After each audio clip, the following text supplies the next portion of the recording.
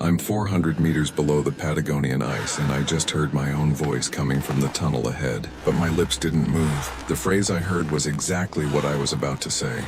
Word for word, identical intonation, except it arrived 3 seconds before I opened my mouth. My flashlight illuminates only vibrating blue ice and frozen vapor in the air. There's no one here but me, or at least that's what I believed until now. The thermometer reads -22 degrees. My breath crystallizes before touching the ground, and in the absolute silence of this chamber I hear it again, my voice whispering something I haven't said yet. This time closer, this time behind me. I grip the recorder in my left hand and decide to do what I shouldn't, respond. Because if the cave is copying my identity, I need to know which of us two will make it out. Before we continue this descent together, what city and country are you listening from right now? Leave it in the comments. And if this story deserves to continue, leave your like now and subscribe to the channel. I need to know there are real voices waiting out there.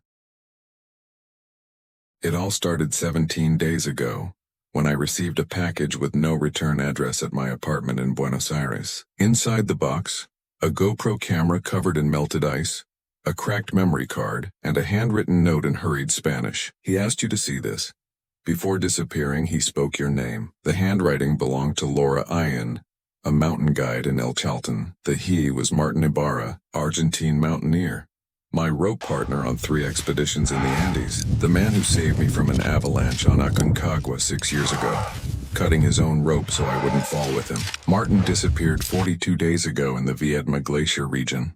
Official searches were called off. His family accepted the loss, but Laura found his camera stuck in an ice crevasse 3 kilometers from the last camp. I loaded the card into my laptop. The recording was 11 minutes long. I pressed play. The image shook. Martin was breathing fast, his voice echoing in a narrow tunnel of translucent ice. Day 31. I found something that shouldn't exist. The camera pointed at brilliant blue walls. Black rock veins cutting through the ice like ancient scars. Martin advanced hunched over, his headlamp illuminating fist-sized crystals. The structure doesn't match any cataloged glacial formation. It looks constructed. He stopped. Silence. Then I heard it, very faint, his own voice repeating the last phrase. It looks constructed, but with a 30-second delay. Martin turned the camera to his own face, wide eyes. Did you hear that? Silence again. And then from deep in the tunnel his voice returned. It wasn't a normal echo, too clear, too complete. Did you hear that? He swallowed hard. This isn't sound reflection. I tested it. I shouted random numbers. The cave repeats them, always with a 30 to 40-second delay. Martin started walking faster, accelerated breathing. But something's wrong. A moment ago I said I'm going back, and the cave responded, no you're not. The recording cut out. Black screen, silence. Then in the last 3 seconds, only audio. Martin's voice, distant, terrified. It's not over yet. And then overlapping the same voice, but saying something different. You'll understand. I caught the first bus to El Chalten, 22 hours on the road, crossing the Patagonian steppe under a white sky of suspended snow. I arrived at the village at dusk. Mountains cut like blades on the horizon, constant wind blowing from the west, carrying the smell of ancient ice and wet rock. Laura was waiting for me at the town's only inn. Hair tied back, face burned by sun and cold, sunken eyes of someone who hasn't slept properly in weeks. We greeted each other in silence. She led me to a corner table, away from the tourists. She opened a yellow topographic map. The camera was here. She pointed to a pencil-marked crevasse, 3 kilometers south of the Viedma Glacier. But the cave entrance is here. She pointed to a red X further down, a place the Tehuelche called La Boca de Hielo que Escucha, the mouth of ice that listens. She looked at me directly. Nobody goes in there. Not the most experienced guides, not the scientists. There are records of 7 disappearances in the last 50 years. All in the same area. All alone. I asked if she thought Martin was still inside. Laura looked away. I don't know. But there's something wrong with that place. Voices that don't fade. Echoes that take too long. And there are people who swear they've heard their own voice before speaking. I spent the night talking with elderly residents. Don Rufino, a 78-year-old sheep farmer, was the most direct. My grandfather used to say the Tehuelche avoided that place. They said Alal of the Echoes lived there, a spirit that stole voices, not to hurt, to replace. He gestured to an old woman sitting near the fireplace. Donna Clelia went there once, 40 years ago. She came back mute for 3 weeks. Clelia raised her eyes. She said nothing, just made a gesture. placed her hand over her mouth, and slowly shook her head. Don Rufino continued. The shamans used the cave for rites of passage. They entered alone, spoke with the echo. If the echo responded with something different from what they said, it was a sign that the spirit accepted the exchange. The person left transformed, or didn't leave at all. I asked what happened to those who didn't leave. Rufino gestured to the distant mountain. They stay inside.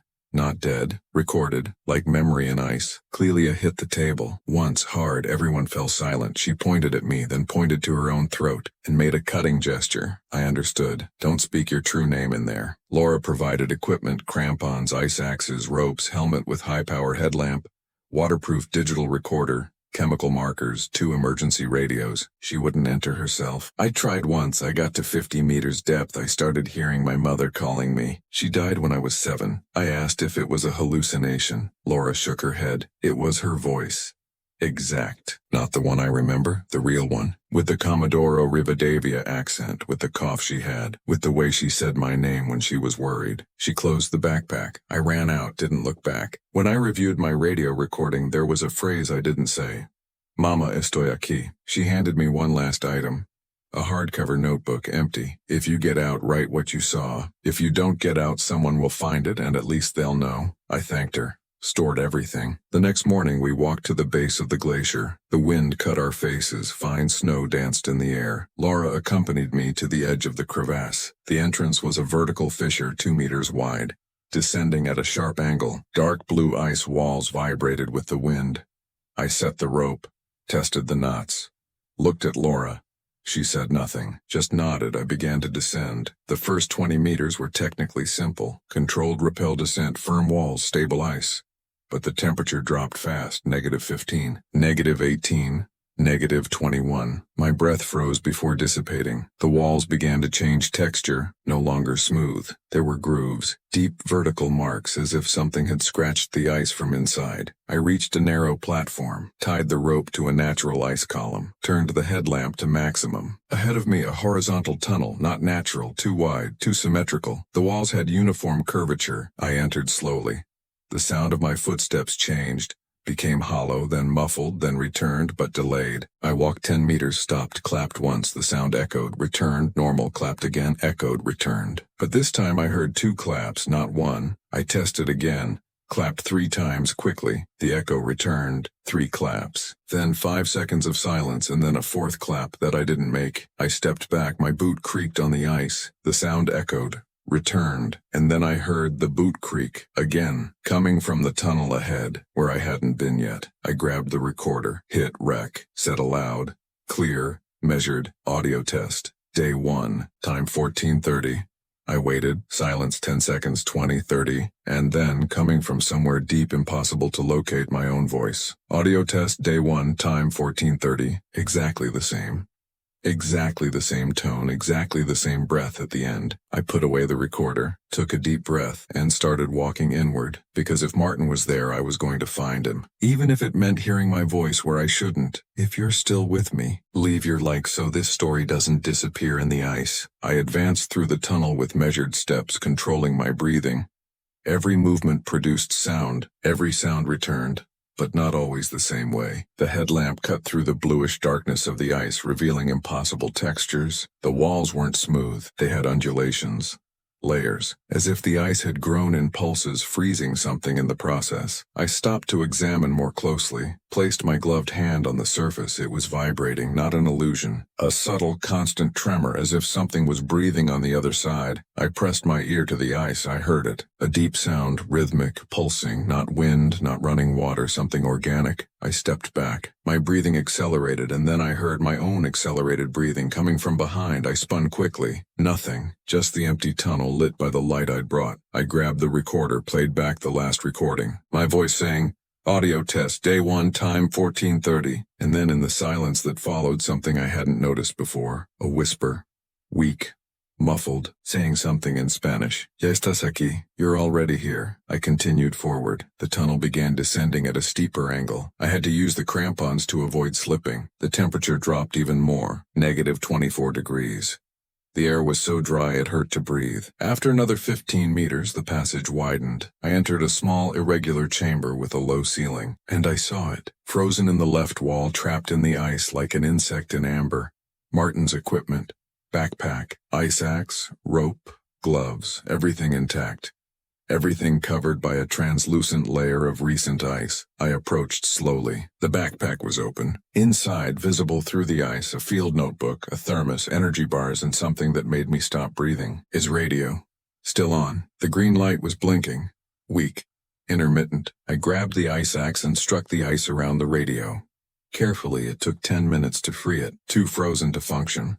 But the battery still had charge. I stored it in the inner pocket. Maybe I could listen to it later. I looked around. Martin abandoned his equipment here, but why? Mountaineers don't leave vital equipment behind.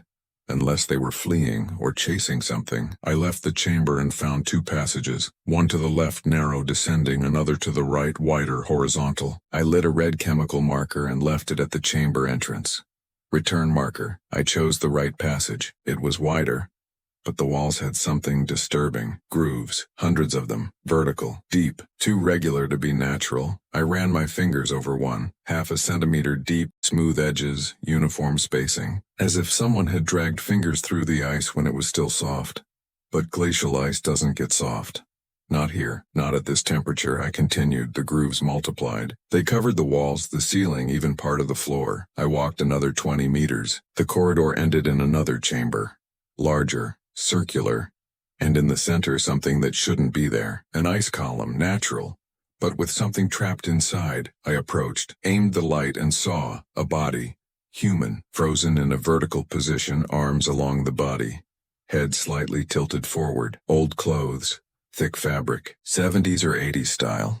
The face was preserved, eyes closed, mouth half open, as if frozen in the middle of a word. I stood still, observing. It wasn't Martin, it was someone else, one of the old missing. I stepped back. My boot creaked, the sound echoed, and then out of nowhere I heard my own voice, but not repeating what I'd said. Saying something new. He heard your name. I froze. Looked around. Nothing. Just the empty chamber, the body in the ice, the heavy silence. I grabbed the recorder. Hands shaking. Hit rec. Said loud and clear. Who's speaking? I waited. 30 seconds. 40. The echo should have returned by now, but it didn't return, just silence. I put away the recorder, took a deep breath, and then I heard not my voice, not the echo. Another voice, deep, hoarse, in Spanish. No digas tu nombre. Don't say your name. I spun. Nothing. The voice had come from all sides at once, from the walls, from the ceiling, from the floor. I looked at the frozen body. Its lips hadn't moved, but for a second I was absolutely certain. The voice had come from it. I backed away, slowly, without taking my eyes off the ice column, and then I noticed. The body wasn't alone. There was something deeper in the ice, behind it, a shadow, irregular, human. I left the circular chamber and returned to the groove corridor. My heart was beating too fast. I needed to think, breathe, understand. I sat on an ice ledge, took off my backpack, drank water. It was lukewarm, almost freezing. I looked at the tunnel ahead, at the tunnel behind. At the markers I'd left. They were still there, but they seemed farther than they should be. I shook my head. Fatigue. Altitude. Cold. I got up and continued. The left passage, the one I hadn't explored, was waiting for me. I descended. The angle was steep, almost 45 degrees. I had to use the rope, anchored it to the ice column, tested the firmness, began rappelling. 20 meters, 30, 40. The headlamp illuminated layer upon layer of translucent blue ice, and then I saw it, trapped in the ice of the wall at eye level. A notebook. Brown leather cover, closed, frozen. I stopped the descent, held the rope with one hand, grabbed the ice axe with the other, struck. The surrounding ice cracked. 3 strikes. 4, the notebook came loose, fell. I caught it in the air. It was rigid, frozen, but legible. I descended another 10 meters to a platform. Sat down, opened the notebook carefully. The pages crackled. The ink was smeared in some spots, but most was legible. Firm handwriting. Dated March 15, 1982. Geological expedition funded by the University of Buenos Aires. Dr. Hector Ruiz, geologist. Dr. Ana Ferreira, acoustics. Hernan Ocampo, local guide. The first pages were technical. Temperature measurements, ice samples, estimated depth. Then the tone changed. Day 7. We discovered something impossible. The cave doesn't reflect sound normally. There are delays, variations. Ana ran tests. She shouted her name. It came back, but with a different accent. Then she shouted a question. The cave answered, not with an echo, with an answer. I turned the page. The handwriting became more hurried. Day 9. Hernan says the Tehuelche knew. They called it Elal of the Echoes. He doesn't steal voices. He learns, imitates, replaces. Ana is different. She speaks slowly, with pauses, as if listening to something before responding. Last entry, Day 12. Ana descended alone. She didn't return. I hear her voice calling, but it's not her, it's the echo. It learned to be her. I closed the notebook, hands trembling, stored it in my backpack. Looked up, the rope hung in the dark. Looked down. The descent continued, deeper. Darker. I grabbed the recorder, turned it on, said, if anyone hears this, don't come here, don't speak. Don't answer the echo. It learns, it copies, it replaces. I turned it off, put it away. Started descending again. Slower, more attentive. Every sound mattered, every word. I reached the end of the rope, 60 meters total depth. Tied another rope. Continued another 10 meters, and then the passage opened. I entered an enormous cavern, ice cathedral, curved walls rising until disappearing into darkness, giant stalactites, impossible formations, and in the center where my light could barely reach, something shining. It wasn't ice, it was crystal, hundreds of them, forming a pattern, a circle, a frozen mandala. I approached. Slowly, and then I heard my voice, not an echo, not delayed, simultaneously, speaking with me, saying the same words at the exact moment I thought them. I stopped, breath suspended, and the voice continued alone, saying something I hadn't thought yet. You shouldn't have come. I spun. Headlamp sweeping the cavern, nothing, just ice and crystal. The voice came again. My voice. Perfect, identical. But it wasn't me. He's still here. Martin. He's waiting, but he's not him anymore. I backed away, stumbled, fell to my knees. The recorder slipped from my hand, hit the ground, and started playing by itself, playing something I didn't record. Martin's voice, tired, distant. Do you understand now? The cave doesn't kill, it archives, and I've been archived. If you want to continue this descent with me, subscribe and turn on notifications. The silence won't last. I picked up the recorder from the ground with trembling hands. It was still playing. Martin's voice continued. If you're hearing this, it's because the cave allowed it. It chooses what to show, what to repeat, what to erase. Static noise, heavy breathing. I'm not me anymore, not completely. Part of me was recorded in the ice. Another part became echo. And the cave decides which one speaks. Silence. Then a whisper. Look for the Hall of Languages. That's where it all begins. That's where you'll understand. The recording cut out. I tried to rewind. Nothing before. Tried to advance. Nothing after. Just those 40 seconds that I didn't record that shouldn't be there. I looked around.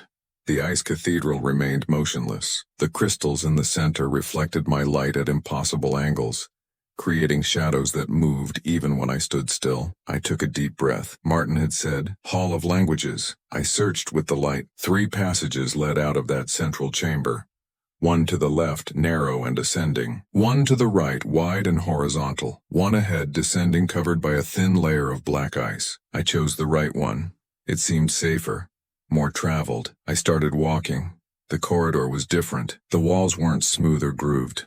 They were wavy, irregular, as if they had melted and refrozen several times. And there was sound, not echo, constant sound, low, almost inaudible, like distant murmuring. I stopped, turned off the headlamp, total darkness, waited for my eyes to adjust. Nothing, just absolute black. But the sound continued. I concentrated. It wasn't murmuring, they were voices, multiple, overlapping, speaking simultaneously, different languages. Some I recognized, Spanish, English, German, others I didn't. Guttural sounds, clicks, syllables that didn't form words. I turned the light back on. The walls gleamed, and then I saw. They weren't undulations, they were layers, hundreds of them, thin, translucent, like pages of a frozen book. And within each layer something moved, not water, not air, shadows, human forms, undefined, trapped between the ice layers. I approached the wall. Placed my gloved hand on the surface. The sound got louder. The voices separated, and I heard clearly one of them saying my name, not the name I use. My real name, the one on my passport, that I hadn't said aloud since entering here. I backed away, fast. Stumbled, fell sitting on the ice floor, uncontrolled breathing. How did the cave know my name? I hadn't said it, hadn't recorded it. The only person who knew was Laura. And she was outside. The voice came again, from the wall. Not an echo, direct, clear. Andre. My name, said with Martin's voice. You need to see.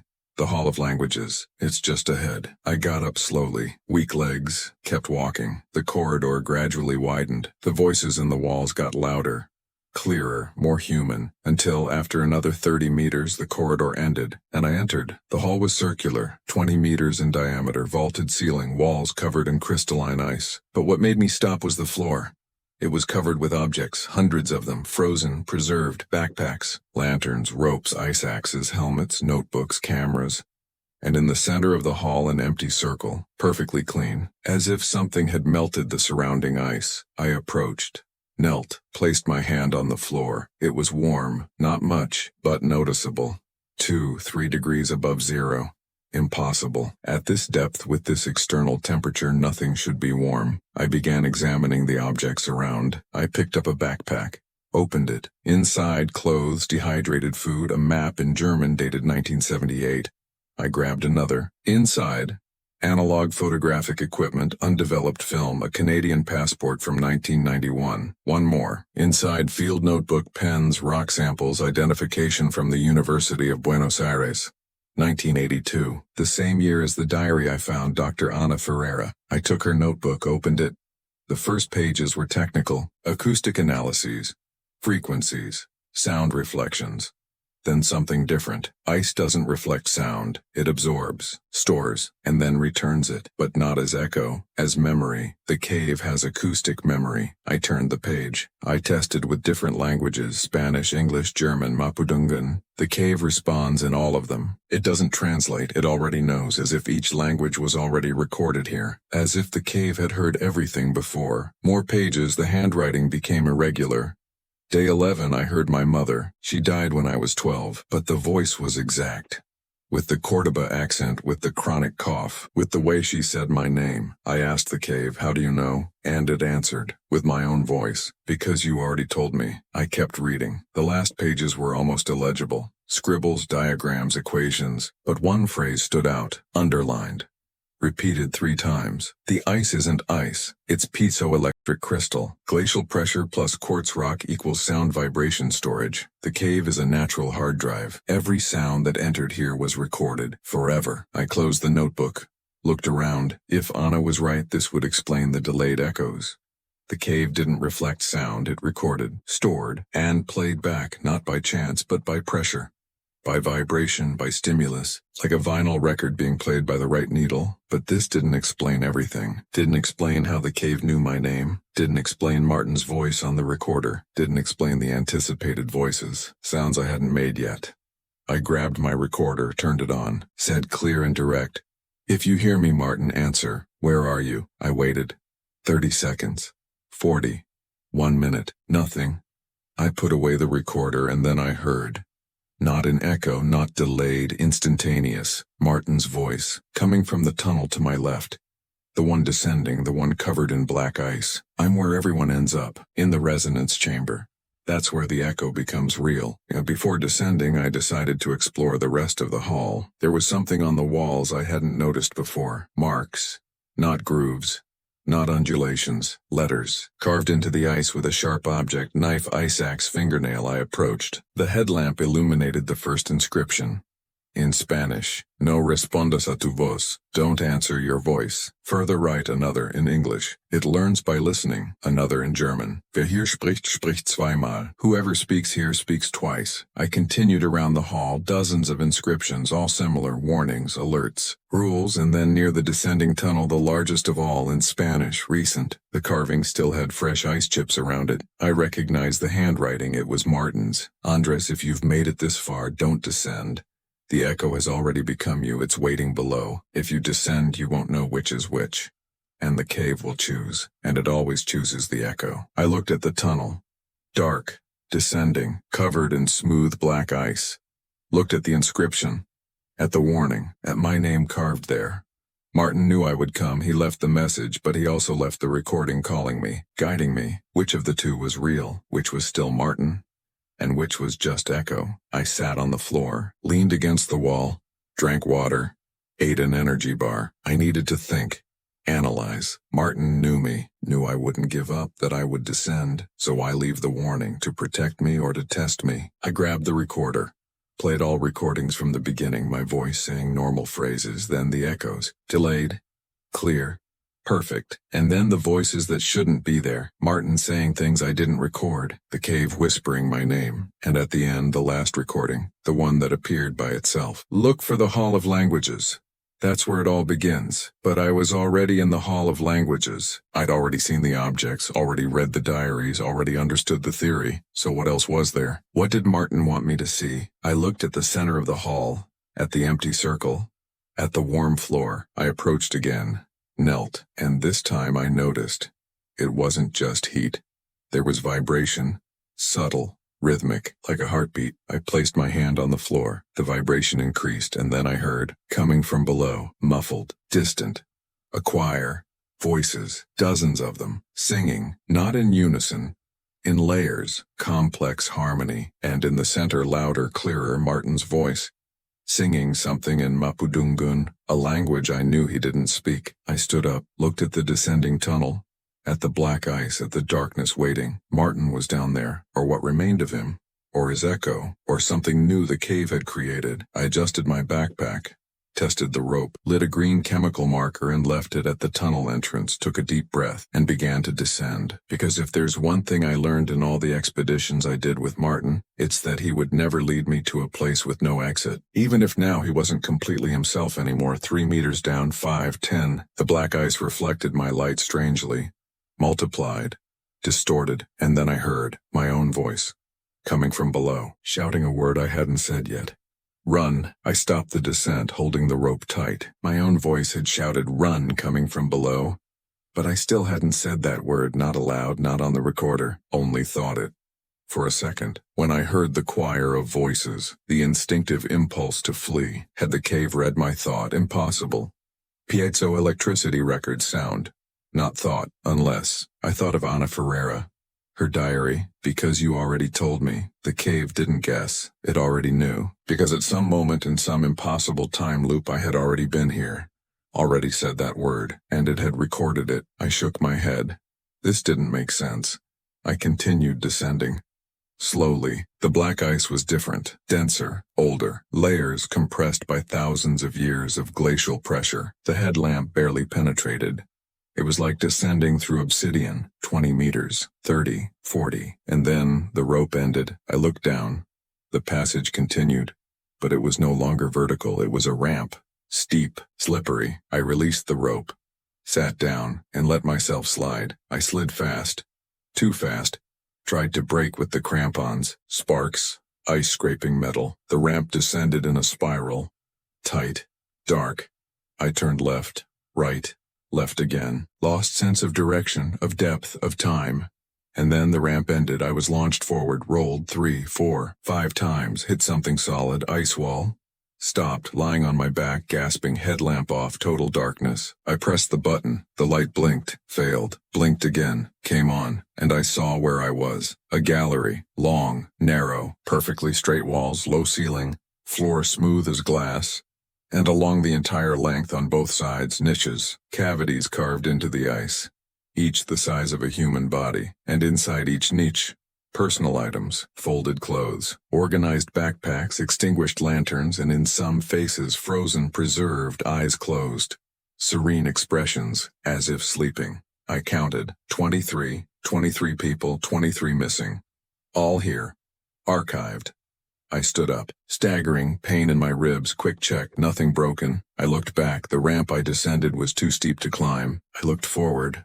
The gallery continued, there was no choice. I started walking, I passed the first niche. Man, 40s, German mountaineering clothes, 70s, frozen beard. Hands crossed over chest, next to him a metal plaque. Engraved, Heinrich Müller, 1977, geologist, descended alone, didn't return. I passed the second woman, 30s, University of Buenos Aires ID, me 1982's Ana Ferreira, the acoustician, the one who discovered the piezoelectric crystal theory. Her eyes were open, fixed upward, as if seeing something on the ceiling. Next to her, her plaque. Ana Ferreira, 1982, answered the echo, became part of it. Third niche, young man, early 20s, local guide clothes, Te Welche, 1982, Hernan Ocampo, the guide who had accompanied Ana. His plaque said, Hernan Ocampo, 1982, tried to save her. The cave kept them both, I continued, niche after niche, decade after decade. 1965, 1971, 1988, 1993, 2001, 2007, 2015, each with their story engraved in metal, each with their final expression frozen. And then at the 22nd niche I stopped, and my blood froze colder than the air around Martin, my friend, my rope partner, lying down, eyes closed, hands along his body, clothes I recognized, the same from the last photo I saw of him. His plaque said, Martin Ibarra, 2024. Entered looking for answers, found better questions. I knelt in front of the niche, hands trembling. Martin was there, dead, frozen, preserved. But then who had recorded the messages? Who had left the warning on the wall? Who was singing in the choir down below? I touched my gloved hand to the ice covering his face, and then I felt it. Vibration, weak, rhythmic, coming from inside. I placed my ear to the ice. I heard heartbeat slow, very slow, 3 beats per minute, but existing. Martin wasn't dead, he was suspended, archived, alive, but not awake. I grabbed the ice axe, started breaking the ice around him, carefully, layer by layer. The vibration increased.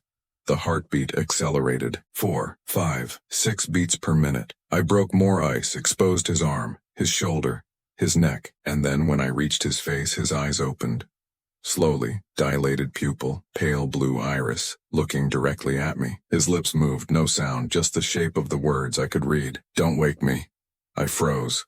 Ice axe in the air. He blinked, slowly, and his lips moved again. The echo needs me to sleep. If I wake, it dies. And if it dies, you don't get out. I backed away, sat on the floor, facing Martin. He was looking at me, conscious, trapped. His lips kept moving. I read, the cave doesn't kill, it preserves, archives. All of us here are alive, dreaming, and our dreams become echoes, our thoughts become voices. The cave uses this, reproduces, creates. Tears froze in the corners of my eyes.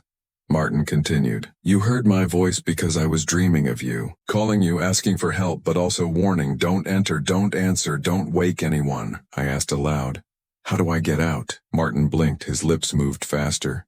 You don't get out, not as you. The cave already copied your voice, already learned your way, already created your echo. When you reach the resonance chamber, you'll meet it. And one of you will stay, the other will leave, and the cave decides which. I shook my head. Then I won't go to the chamber. Martin smiled. Sad. Tired. It's already too late. You're already going. Every step you took since entering was guided. Every choice was induced. The cave wants you there because you're special. I asked. Why? He answered. Because you came for love, not for science, not for curiosity, for love and love. Love is the frequency it loves to record most. I remained silent, looking at him, at the other 22 niches, at the gallery continuing ahead. Martin blinked again. His lips moved. Last message. In the resonance chamber you'll hear everything. All the voices, all the echoes, all the archived dreaming at once. It's beautiful, it's terrifying. And in the center you'll see the master crystal, the heart of the cave. If you touch it in absolute silence, it shows the truth, who you are, who the echo is. And you choose. His eyes began to close. Slowly, I asked quickly, and if I choose wrong? He answered, already almost asleep. There's no wrong, just different versions of you. One that returns, another that stays, and maybe the one that stays is the better one. His eyes closed. The vibration decreased. 3 beats per minute. 2, 1. Martin returned to the archived state, dreaming, transmitting, being echo. I stood up, placed my hand over the ice covering his chest. Thank you, brother. He didn't respond, but I felt it. One last vibration, warm, like an embrace.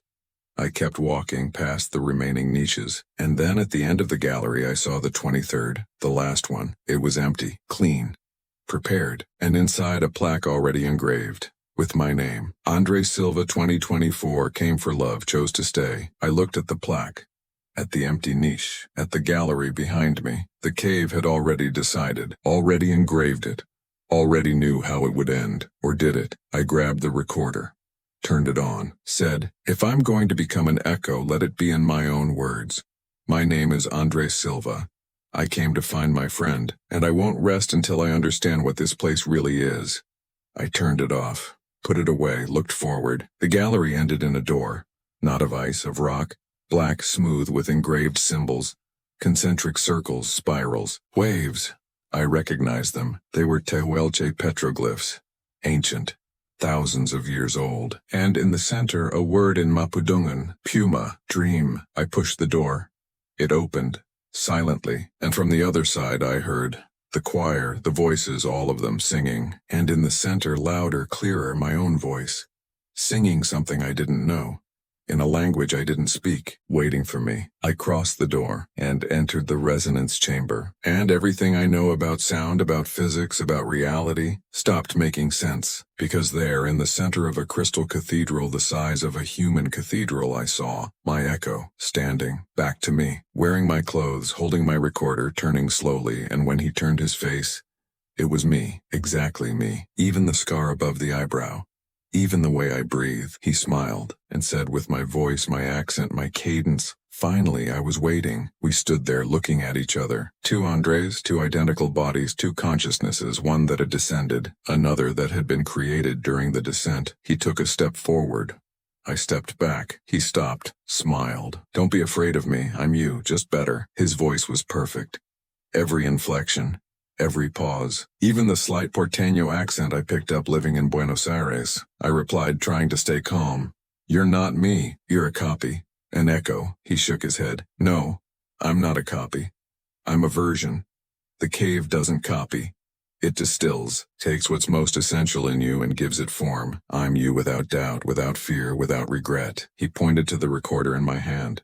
You still carry that, recording everything, documenting. As if you needed proof. I don't need it, I know. I looked around. The chamber was impossible, circular, 60 meters in diameter, walls made entirely of crystal. Not ice.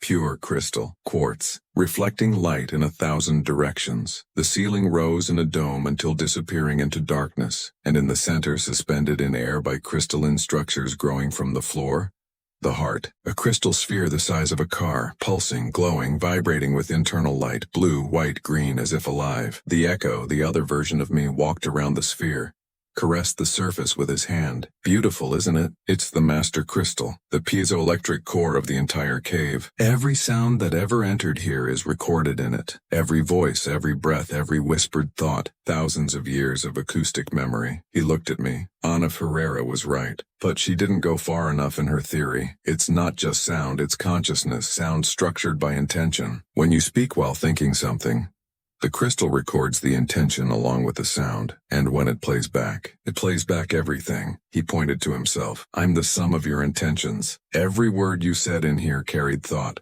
emotion, memory, and the crystal took it all, built me, gave me form, made me real. I asked, voice trembling, so you know everything I know? He smiled. No, I know everything you feel, what you desire, what you hide. I'm the version of you that you don't let out there. I'm who you'd be if you weren't afraid. He took another step, closer, and the cave wants to know, which of us two is more real, which deserves to leave, which deserves to continue. Before I could respond, the voices began, the choir, coming from all sides. From the crystalline walls, from the floor, from the ceiling. Overlapping voices, complex harmony. Multiple languages, Spanish, German, English, Mapudungun, Tehuelche, languages that no longer existed, languages that hadn't been spoken yet. And in the center of the choir I recognized them, Martin, Anna, Heinrich, Hernan, all 23 archived, singing, dreaming, transmitting their consciousnesses through the crystal. The echo raised his arms like a conductor. They're not dead. They're integrated, part of the cave now. Their voices sustain the resonance, keep the crystal alive, and in return the cave keeps them alive, forever, dreaming, without pain, without loss, without end. He looked at me. Martin is at peace here, more peace than he ever had out there. He doesn't want to be rescued, he wants to continue, just like all the others. The voices grew, louder, more intense.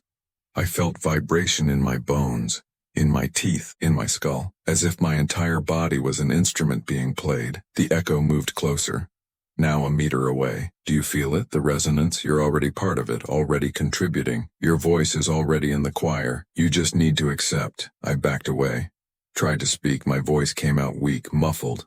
The choir was too strong, covered everything. I remembered what Martin had said. If you touch it in absolute silence, it shows the truth. Absolute silence, that was it. The only way to understand, to choose, to leave. I looked at the echo. He noticed. His expression changed. Became serious. No, don't do that. Silence kills the crystal, kills the resonance, kills all of us. I started walking toward the sphere he moved to block. Andres, stop, you don't understand. The cave needs sound, needs voices. Without them, the crystal freezes and all the archive die for real. I stopped, looked at him, at the pulsing sphere, at the walls vibrating with the choir. He said, there's another way. You can stay, voluntarily. Lie in the 23rd niche. Sleep. Dream, and I leave. Live your life, better than you would without your doubts, without your fear, and you stay here at peace forever. I looked at him, straight in the eyes, in my own eyes, and asked, and if I don't want to? He sighed. Then the cave decides. And it always chooses the echo, because the echo doesn't question, doesn't resist, just resonates. The echo began speaking faster. More urgently, you think you're special? That you're different from the other 23? You're not. They all thought they could resist. They all tried to touch the crystal in silence, and they all failed, because the cave knows. It knows you can't stay silent, not completely. Your heart beats, your lungs breathe, your blood flows. All of this is sound, vibration, and the crystal captures it. He pointed to the sphere. The only way to true silence is to stop. Stop breathing, stop the heart, die, and then yes, you touch the crystal, and it shows, but you're not alive to see. I felt a tightness in my chest. He was right. There was no absolute silence while I was alive, unless I looked at my backpack, at the equipment, at the recorder, at Martin's radio that I'd recovered, the radio frequencies, electronic sound waves, anti-noise, phase cancellation. If I could generate a frequency opposite to the choir, technically, I'd create local silence, a bubble of sound absence, enough time to touch the crystal. The echo caught my reasoning. His eyes widened. No, don't do that. You don't know what you'll see. The truth doesn't free you, it imprisons you. But I was already opening the backpack, grabbing the radio, turning it on. The radio still had battery. Miracle. I tuned to an empty frequency. Static, strong. Turned the volume to maximum. The static clashed with the choir, created distortion, interference. The voices became confused, out of tune. The echo shouted, "Stop, you're hurting them." I ignored him, adjusted the frequency, looking for the exact point, the opposite phase, and then I found it. The static locked in perfectly, wave upon wave, crest upon valley, and the sound disappeared. Silence. Not complete, but close. The choir weakened, became distant, muffled. As if behind thick glass, the echo fell to his knees. No. The sphere in the center began pulsing slower. The light weakened, and I ran, crossed the chamber in 10 strides, climbed the crystalline structures supporting the sphere, reached the surface, smooth, cold, vibrating faintly. I took a deep breath, removed my glove, placed my bare hand on the crystal, and the world exploded in light. It wasn't a vision, it was experience. I lived, simultaneously, 2 timelines. In the first, I left the cave, returned to El Chalten, to Buenos Aires, to my life. But something was wrong. I didn't recognize myself in the mirror. Spoke differently, acted differently. Laura noticed. Others noticed. But nobody said anything. Because the echo was better, more confident, more complete, and gradually people preferred him. And I, the real me, was forgotten. In the second line I stayed, lay in the 23rd niche, slept, dreamed, and my dreams became music, contributed to the choir, sustained the crystal, kept everyone alive, and it was peace. True peace.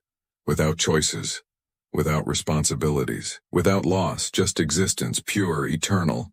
The 2 lines overlapped, mixed, and I understood. There was no right choice, no winner, just 2 versions of the future, 2 versions of me, and the cave didn't decide. I decided. I always decided. From the moment I entered, every step, every word, every thought, everything led to this moment, and the choice was already made. Before I even knew there was a choice, I removed my hand from the crystal. The light disappeared. The choir returned, stronger, more urgent. The radio had stopped working. Dead battery. The echo was standing again, looking at me, waiting. I descended from the crystalline structure, walked to him. We stopped. Face to face, I said. I saw, I understood, and I chose. He asked, voice low, "And what was your choice?" I smiled. sad, tired, complete, the only one that makes sense, the only one I always made, I choose. And before I could finish, the entire chamber shook. The walls cracked, crystals exploded, the choir stopped, abruptly, and in the sudden, terrible, absolute silence I heard a voice, not mine, not the echoes, not any of the archived, coming from the crystal itself, deep, ancient, inhuman, saying a single word. In Mapudungun, Kume, good. The tremor stopped. The silence remained. But it wasn't dead silence. It was attentive silence, as if the entire cave was listening. Waiting, the echo and I remained still, looking at each other, and then the crystal in the center began glowing again. But different, not pulsing, constant, and the light wasn't blue or white, it was golden, warm, alive. I felt heat on my face, impossible. It was negative 22 degrees, but the heat was real. Coming from the crystal, it was changing, transforming. The voice came again from the crystal or through it. Kume, good. Then, in Spanish, strange accent. Ancient, the choice was made, not by you, by both, and both are right. The echo looked at me, confused, scared. For the first time I saw fear in him. Genuine fear, because he also didn't understand what was happening. The voice continued. The cave doesn't choose, the cave preserves, archives, learns, but you two, you brought something new. Shared choice. Two consciousnesses. One decision. The crystal glowed brighter, and so you both leave and you both stay. Before we could react, the crystal emitted a pulse, sound wave. Visible, golden. Crossed the chamber. Hit me. Hit the echo. And something happened. Not pain, not invasion. Connection. I felt the echo. His thoughts, his memories, his feelings, and he felt mine. We were no longer separate. We weren't fused, we were intertwined. Two consciousnesses occupying liminal space. Between body and echo, between sound and silence, I saw through his eyes. He saw through mine, and we understood. The cave didn't want substitution, it wanted integration. I brought humanity, doubt, fear, love, imperfection. He brought clarity, certainty, purpose, essence. Together we were complete, more than either one separately. The crystal's voice came for the third time. Martin taught the cave. Love is complex frequency, cannot be copied, only understood. You two are love, in different forms. And love doesn't choose. Love integrates. The pulse came again. Stronger. And I felt my body beginning to vibrate, not disintegrate. Harmonize. With the echo, with the crystal, with the entire cave. The chamber walls began to glow. And I saw, not with my eyes, with something deeper, the 23 archived, not sleeping, not trapped, choosing. Each of them had reached the resonance chamber, each had faced their echo, and each had chosen to stay, not by defeat, by understanding. They understood what the cave really was, not prison. Living archive, library of consciousnesses. Each voice in the choir wasn't a ghost, was a teacher, preserving knowledge, language, emotion, human experience, so it would never be lost. Ana Ferreira chose to stay so her discovery wouldn't die with her. Heinrich Muller chose to stay so his geological measurements would be eternal. Hernando Campo chose to stay so Tehuelche wisdom would continue living. And Martin chose to stay to teach me, to guide me, to show me there was another path beyond leaving or staying. There was transcending. The crystal's voice returned. Now I recognized it. It wasn't the crystal speaking, it was all of them, speaking together, perfect harmony. The cave is Earth's memory. We are its guardians. And you can choose. Join us. Or take part of us with you. But you can't do both being just one. The echo, or the part of him still separate from me, spoke for the first time since the pulse. I understand now. The cave didn't create me to replace you.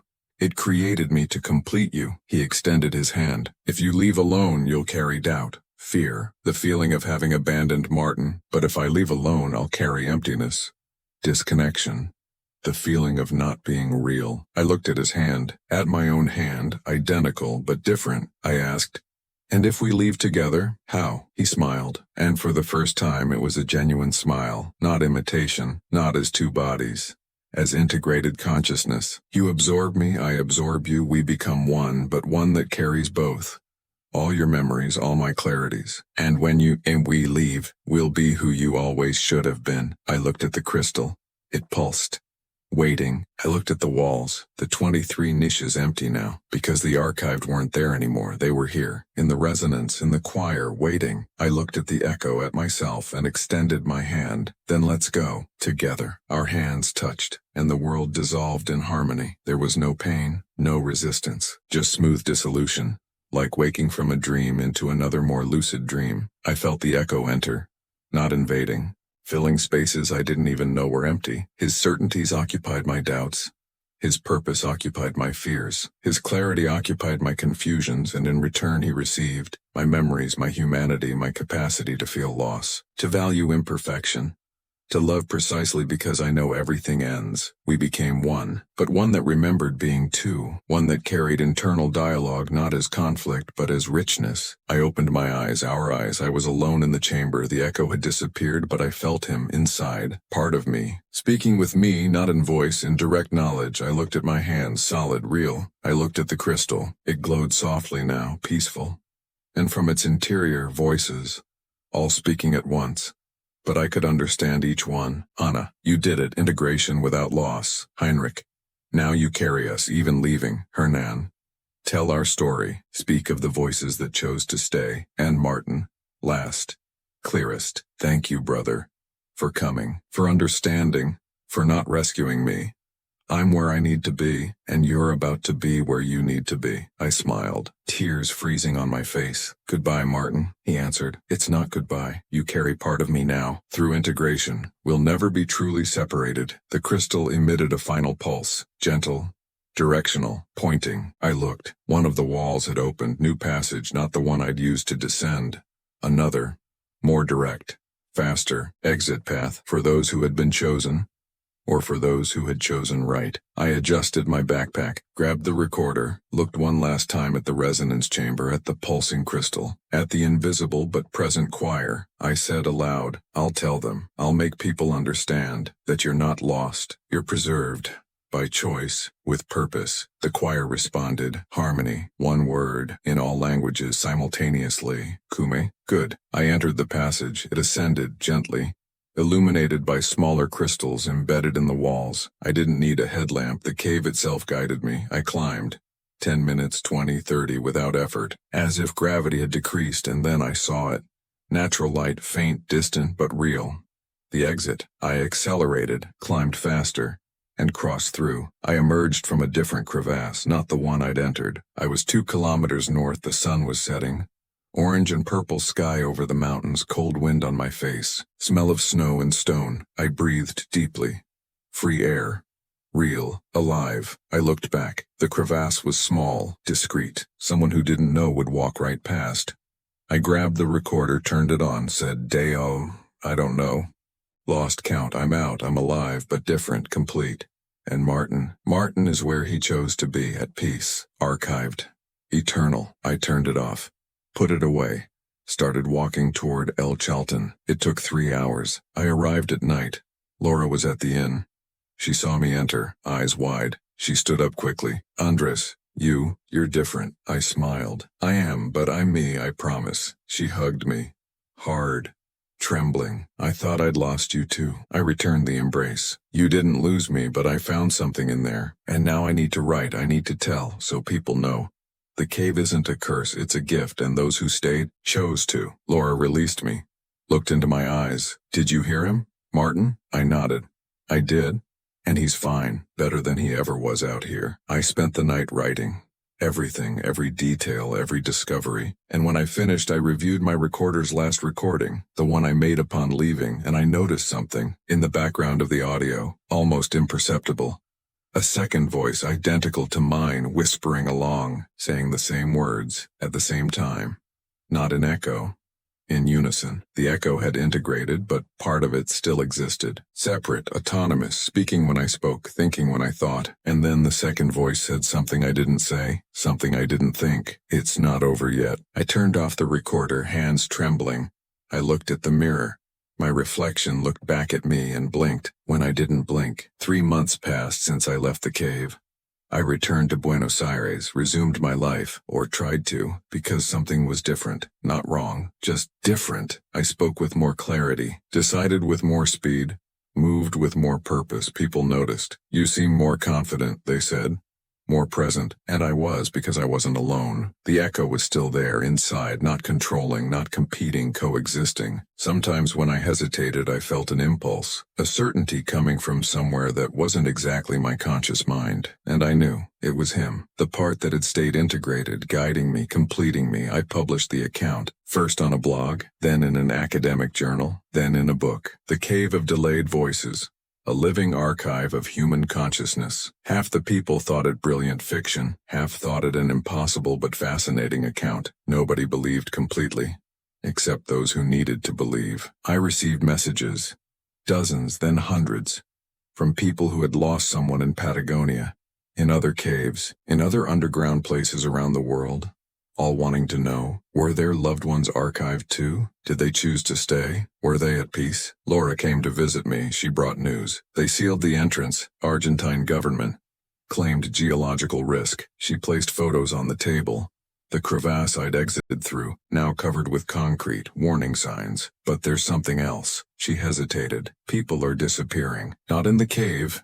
After reading your account, 4 people in the last 2 months. They all left similar notes, going to find my archive, going to find my resonance, going to complete myself. I felt tightness in my chest. They're looking for other caves. Laura nodded. And they're finding them.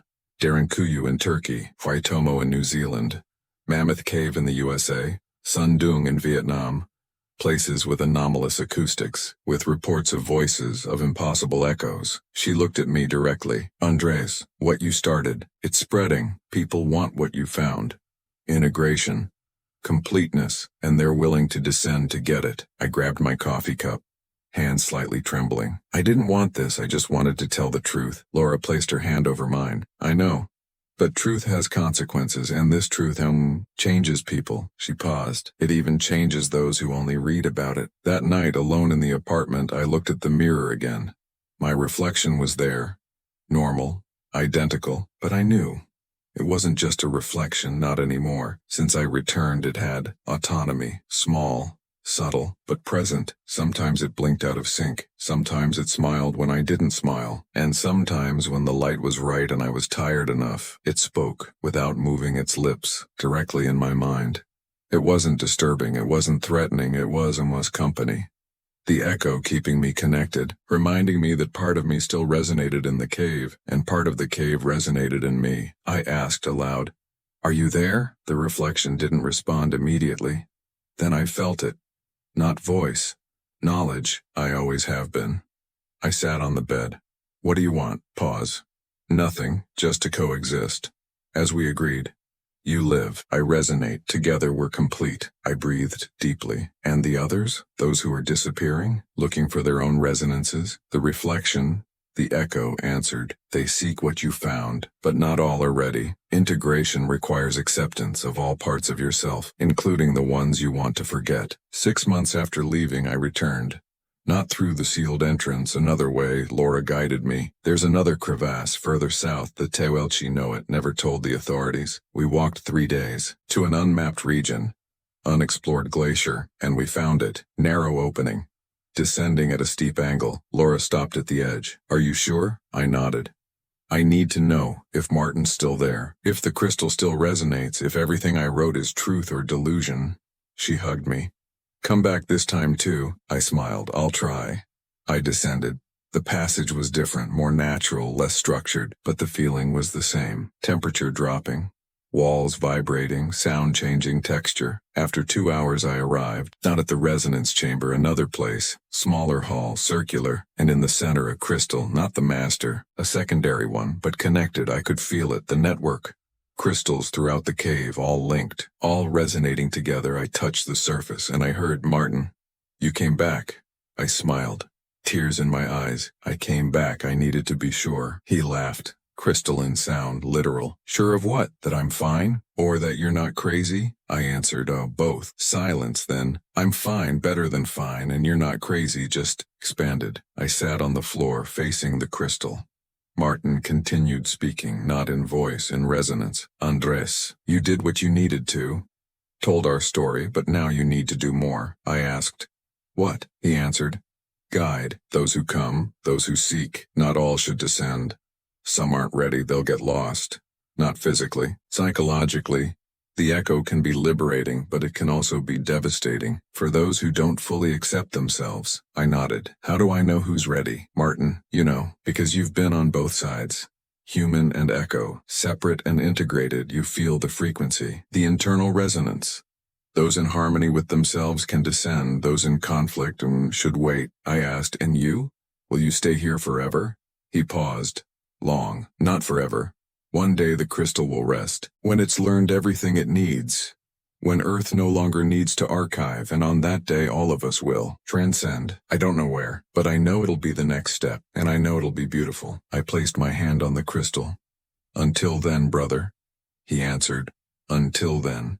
And thank you for not forgetting me, for letting me choose, for understanding. I climbed, returned to the surface. Laura was waiting. She looked at me, and I smiled. He's fine, they all are. And I have work to do. In the following months I created an institute. Not official, not registered, but real. Resonance project, to study caves with anomalous acoustics, to map piezoelectric crystals, to understand the phenomenon, and mainly to guide. Those who were ready I oriented, explained, prepared. Those who weren't I advised to wait, to work on themselves first, to find internal harmony before seeking external integration. Some listened to me, others didn't. Of those who descended, 60% returned integrated, complete, transformed for the better. 30% returned unchanged. The cave didn't accept them. They weren't ready. 10% didn't return. They chose to stay, archived, resonating, and I respect that, because now I understand. It's not death. It's not prison. It's transformation. It's choice.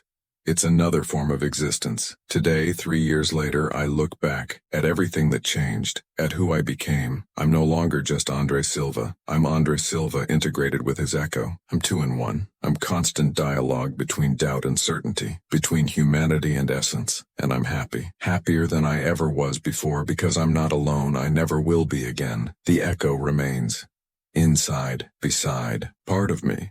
And sometimes when I'm in absolute silence I hear the distant choir, Martin, Anna, Heinrich, Hernan, all the archived singing, resonating, keeping memory alive. And I know that one day, perhaps when my time here ends, I'll have a choice. Leave completely or join the choir. Archive myself, resonate forever, and honestly, I still don't know what I'll choose. But I know that when the time comes, the decision will be mine, not the caves, not the echoes, mine, and that is freedom. I grabbed the recorder, last time turned it on, said, if you've made it this far to the end of this story, thank you. For listening, for understanding, and now I leave you a question, not for me to answer, for you to reflect on. Pause. If you could hear your own echo, the distilled version of who you are without fear, without doubt, without mask, would you have the courage to integrate it, or would you run? I turned it off, put it away, and smiled, because in the background of the audio, almost imperceptible, it was there, the second voice, my echo, saying it with me in perfect harmony. Or would you run? Now tell me, would you have made the same choice I made in there? Leave your answer in the comments, and if this story resonated with you, share it. Because maybe someone needs to hear it. Someone who's looking for their own echo and doesn't know where to start.